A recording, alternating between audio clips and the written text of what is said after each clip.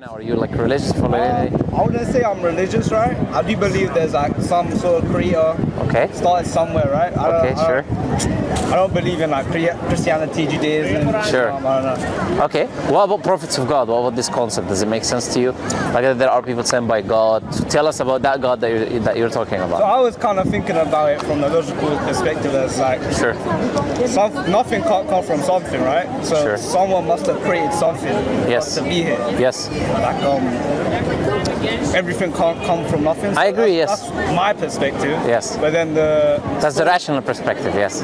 Yeah. But then there's like so for example, Islam and Christianity, they tell a story of different. I don't want to get into it because let's get into it. I don't know too much about it, right? Let's get into it and talk about whatever and then we see where we are. Like England's like a Christian country, right? So yes. I learned the story of Jesus. Sure. Bethlehem. He was born in a manger and stuff like that. Sure. Is England though a Christian country? That's a good question to ask. Historically, it was a Christian. It was a Christian country, but now I would say it's a secular country. What are you saying? Like, I would say like the majority of people are non-religious. It's not just that the majority of people are culturally Christian, meaning that the churches are empty, people do not live by the tenets of Christianity, but the governmental system and institutions as well do not operate based on religious law. So when you go to the court, it's not based on religious law. I wouldn't necessarily that defines whether a country is religious, right? So if the people are not practicing the religion and the government is not adopting the values, then what makes it a Christian country? I hear that. So the people are not practicing the religion. I would agree it's not a religious country. But if the government does not practice on religion, I think that's almost a good thing, right? Because that's... Why is it a good thing?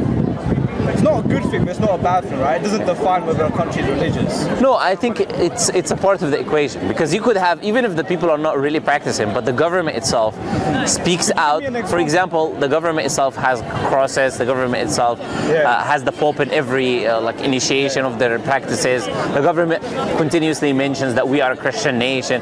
If this is the case, even if the people are not to, because the people will sooner or later start practicing if this is the case. But you could call it still a Christian nation from that perspective. The government is proudly representative of their own faith. So it's a part of the equation. So you can have both, or at least one. But in this case, you have none. Okay. So that's why I'm asking you when you say it's a Christian country, from which perspective is it? So I was talking more from like education. They teach you those kind of stories. That was from my perspective. They teach you now, isn't it? They teach you all this all religions together. It's been a while since I was in primary school. So right, that's what I'm telling you is different today. So now they teach you everything, right? And they don't necessarily tell you this is the truth and this is false. They just preach. And you have atheists actually teaching religious classes. Like they teach everything. You think that's the correct way to teach you? They should teach all religions. Well, I'm not a citizen of this country. I don't live here and I'm not a citizen. I prefer not to talk about my background. But I'm not a citizen of the country, nor do I live here. But I come here, I visit once in a while, right? But the point is, my perspective is what you should teach the people is the truth. That's what you should teach the people, right? So just like I don't teach when you are in like medical school or wherever it is, you're not going to just teach different theories if you know for a fact some of these medical theories are wrong and we already discovered them wrong and now we have the correct theory or the correct procedure. You're not going to teach the wrong procedure as well, right? You're going to teach only the correct procedure. So even when it comes to worldly things, since they teach only things which are correct, when it comes to the afterlife and truth, they should be doing the same. So what should be taught in schools is that which is true, but that also, as I said, is going to be reflective of what the government follows to an extent, because they will also have these laws on what is taught in schools and why is okay, why is not okay. Since this country has become a secular country, then it has become the case freedom of religion, freedom of speech or whatever, and an extension of that is that they in schools will teach you whatever you want to learn, do whatever you want to learn, study whatever you want to study, right? But anyways, that's not that important. Coming back to where we were, whether this country is a Christian country or not, you wanted to get into Islam. I think you had something in mind you wanted to say, but then you said that. Yes. No, I kind of just, I think it's like a really important part of society, so I just wanted to learn about it. Islam, you think Islam? Islam, Christianity, just religion in general. Sure. But obviously Islam is a big part as well. Sure, so if we're operating from a logical standpoint, like you said, you cannot have something from nothing. You cannot have the universe from nothing. It has to come from something. If something creates the universe, created us, is what we call God, essentially. Then that God, if he created us, or if it created us, it gives us purpose. By definition. When you make something, when you create something. Can we just go on to that? Sure. So if I think creating something and giving it purpose is different, right? Okay, can you tell me something that is created by someone and that not that person is the one who decides the purpose of that thing? Think about anything that's created. Let's talk about humans, right? So we talk about No, humans are the contention that we're discussing, right? Yeah, so that's the best example, right? Okay, tell me, do you know why humans are created for or not? But you don't know. I don't know why they're created, right? Sure. And I don't think that's an important question, to be honest. How is it not an important question? Why humans are created? That The purpose of our existence, how is that not an important question? I think you find your purpose through your lived experience, right? That's a personal opinion. Like I said, the one who can determine that is the one who made you. So the one who made you can either tell you, I made you for no reason, which makes no sense, because if we just said that creator is a knowledgeable creator looking at the universe, created everything with a purpose, he's not going to just put us there for no reason. So if that creator tells you that I've created you for no purpose, then you can come to the conclusion as you said. But anything which is made or created by definition, using common sense and logic, is created and made by an entity, you determine its purpose. Like the person who made this phone, determine the purpose you're going to use it is for communication. The person who made your bag, is you're going to collect and have stuff, store it and use it, right? The person who made the jacket is to, like, it's, if you make something... So okay, may I ask you, like, why you think you were created then? Okay, it's coming back to what I said. The reason we say we exist here in this life is what Allah, the Creator, has told us. Allah said in the Quran, He's put us in this life as a test. Whether we'll choose His path and path of goodness and obedience to God, worshiping God, or we will choose the path of Satan and our desires and what we want. So why we believe we exist in this life is that we are being tested every day and every moment of our life until we die. Which path are we going to choose and which path are we going to live on? Who told me that is the Creator who created me, is the one who told me that is the purpose why He created me. So it's not something that I come up with. I think that's really interesting, right? But I think that's a really linear way to think about it. Like there's this path, the good path, and there's this path, the bad path, right? Sure. In my head, that doesn't make too much sense. I think that there has to be like for instance, could you tell me something where, so for instance, if you were drinking, right, drinking alcohol, that would be a choice you would make if you were going towards the wrong path, right? No, I'll ask you a foundation question that will respond to that. Okay. Where do you get your morals from? I think, so me personally, I would get from my lived experiences, also from my parents as well. I think that's where you get your morals from, yeah. You realize that's subjective. Morality is subjective, of course. No, you're making a claim now that you cannot substantiate. You believe it's subjective, but you cannot state that there is no objective morality out there, right? So I think... For you, morality is subjective, I agree, because you take it from your parents, you take it from your community, and that changes with time, so it makes it relative. So that means if I take you and in a time machine I put you 4,000 years in the past, you probably believe slavery is fine, because it was a part of the society, right? We say, morality is objective. Slavery was wrong that time and is wrong today. There's no difference between whether you lived that time or you lived today. Also, if morality is subjective according to you, then there is no morality. Because if you can think based on your own subjective experience, killing is good, another person can think is bad, then killing itself cannot be looked at an abstract of you and me because it's subjective. So therefore there is no right or wrong. It's just personal opinion and desires. And that's based on that you live in chaos. So your example of alcohol should depend on your worldly parameter of where do you get your morality from. So from an Islamic point of view, we don't say morality is subjective, we say it's objective. What makes it objective is it comes from an all-knowing being. It comes from an all-knowing, all-true being, all-good being, whatever, right? So therefore, whatever He decides, because He created us and He made us and He knows us more than we know ourselves, it makes it an objective moral teaching or command. I really appreciate what you're saying. Okay. It gives me a different perspective. No problem. I really appreciate it. But, so you're saying like Allah, for example, He's all-knowing, right? So He teaches you how to live basically in this world.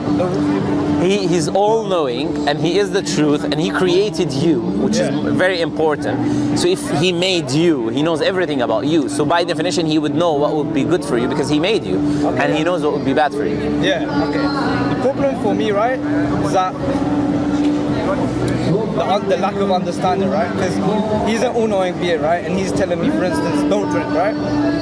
But I don't understand why I shouldn't. Really? No, that's No, but that's how. an example. Sure, okay. That's an example. But You get first, what I'm saying? let's agree. You understand why God said don't drink, I'm right? saying that's a really simplistic view. Sure. But we can get into like the.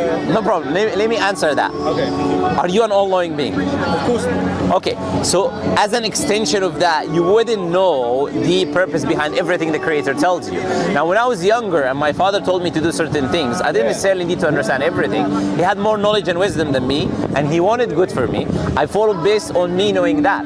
If I follow everything based on my understanding, then I'm trying to take the position of God. I'm not following God. I'm following what is convincing to me. So we're back to the desires again. So there is a limit to the things you can understand. But in Islam, I would say the overwhelming majority, even to the extent of 99%, if not 100%, you can offer a rational, logical justification behind why God commands you to do these things.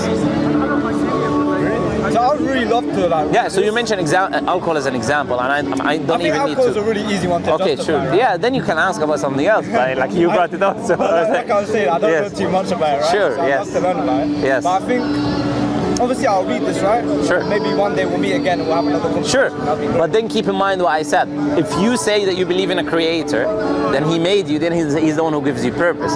So I think in your life right now, if the creator has a purpose for you, then the most important thing in your life is to figure out what that purpose is. Because if there is an afterlife, as overwhelming majority of people can say believe, if there is an afterlife, then when you die, if that afterlife is based on how you lived your life over here, then you need to know what the purpose that the creator wants from you, because your life in the afterlife will be dependent on that purpose. 100%. Yeah, I agree with that. Yeah. But I think it comes down to the fact if you believe that this creator is all-knowing. It's not about belief. No, but you would agree. It's all about belief. No. You should agree that the creator is all-knowing because you believe the creator created the universe. Okay, The universe. I would disagree that my creator is your creator, basically Allah. There's one creator. What's the? There is only one creator. Look, when you agree, creator created the universe, by definition, that necessitates the creator. This is what the point I'm trying to make. That necessitates the creator must be not bound by time and space the way we are, because the created time and space continue. So you will see present, past, and future. It necessitates all-knowing from the aspect of created all of these complex things that we can even comprehend, let alone. So if the minute you say you believe the creator created the universe, we're already in agreement there. So there's nothing to argue about. 100%. Just from a rational perspective. Yeah. Yeah, 100%. But you said that it's not about faith, right? That's where I disagree, because you That have. the creator has these attributes. That's what I'm saying is not about faith. It's just common Okay, sense. no, that's common sense, right? Yes. But the faith bit is kind of the fact that this book, that you're believing that this book is the truth. That's not also belief. You haven't asked me why I believe it. Right? You know, if that would be a great question. I have to know now, but no problem. it's great Okay. speaking to you. I really appreciate Let me give you my channel, because on my channel I'll show you one video where I talk about why this book is from God. So you don't say that it's just like belief, because it isn't belief, right? So I'll go to YouTube and I'll just show you the video. Can you put the Muslim lantern? The Muslim lantern. And then compelling evidence for the truthfulness of Islam. You can research that. Is this you? Yes, that's me, yeah. So let me go to the video. It's probably in one of these playlists, yeah? Go to the playlist, Islamic lectures. Your internet is a little bit down. Yeah, okay. Here, compelling evidences. This 1 hour, 15 minutes. I talk about why for a fact this has to be from God. So This is the truth from God. That's what yes, it's about there. yes. And my channel is a reflection of why no other faith is the truth from God as well. Where I would provide you, just like I did in this conversation, rational, objective reasoning and evidences why it isn't from their own traditions. So you're welcome to watch that. Yeah, okay. That's great. No problem. That's nice. It's a pleasure talking to you. Mohammed, right? Yes, Muhammad. Ash? Ash, yes, no problem. Nice talking to you, Ash. I got this one. Yeah, no problem. Bye bye. See you.